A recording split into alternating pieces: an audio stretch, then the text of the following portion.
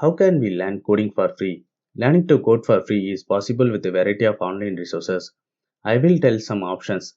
Online courses. There are several online platforms that offer for free courses in coding. Some popular platforms include Code Academy, Coursera, edX, and Udemy. YouTube tutorials. YouTube is a great resource for free coding tutorials. There are many channels dedicated to teaching for coding, such as Free Code Camp, Programming, Mosh, and Traversary Media.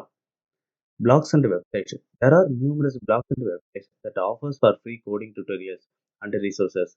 Some popular ones include W3 Schools, Stack Overflow, and the Mozilla Developer Network.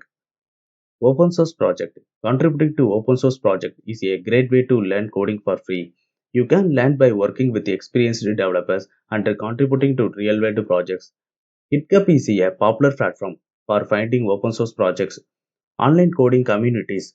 Joining online coding communities such as Reddit or Learning Programming or Stack Overflow can provide opportunities to learn from others coders and ask for help when you are stuck. Learning to code takes time and practice. Don't be discouraged if you encounter difficulties along the way.